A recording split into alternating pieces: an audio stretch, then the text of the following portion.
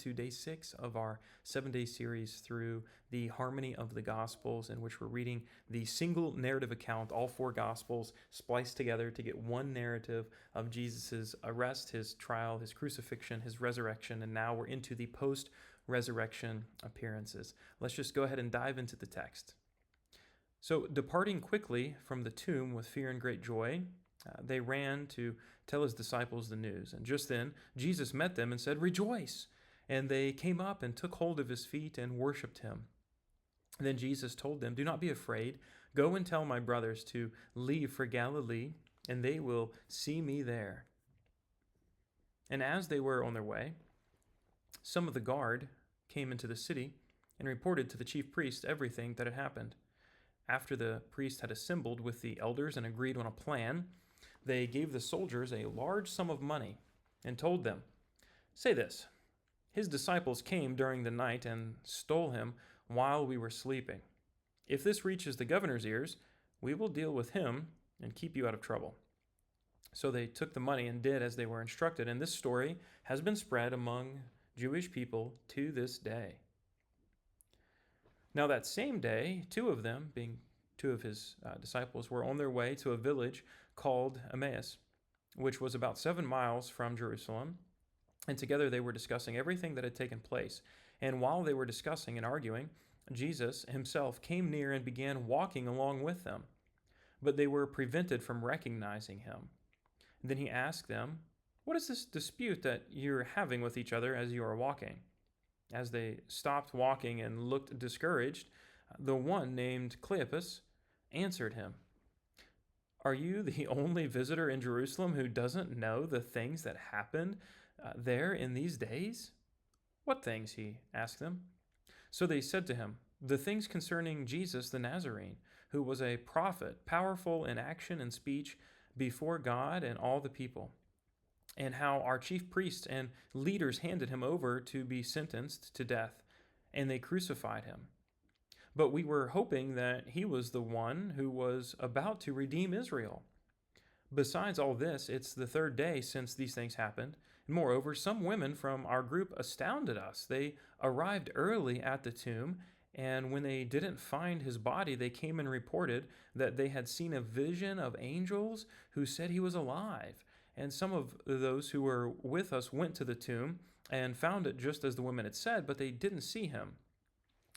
He said to them, "Oh, how unwise and slow you are to believe in your hearts all that the prophets have spoken. Didn't the Messiah have to suffer these things and enter into his glory?"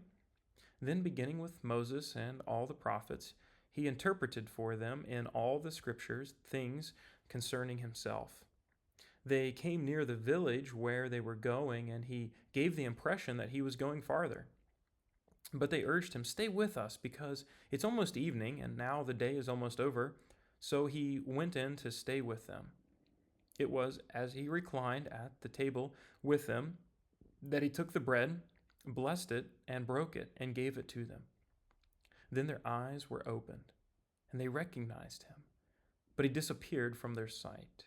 So they said to each other, "Weren't our hearts ablaze within us while he was talking with us on the road and explaining the scriptures to us?" In that very hour they got up and returned to Jerusalem and found the 11 and those with them gathered together, who said, "The Lord has certainly been raised and has appeared to Simon." Then they began to describe what had happened on the road and how he was made known to them in the breaking of the bread. In the evening of that first day of the week, the disciples were gathered together with the doors locked because of their fear of the Jews. And then Jesus came, stood among them, and said to them, "Peace to you." But they were startled and terrified and thought they were seeing a ghost. "Why are you troubled?" he asked them. "And why do doubts arise in your hearts? Look at my hands and feet. That is, I myself.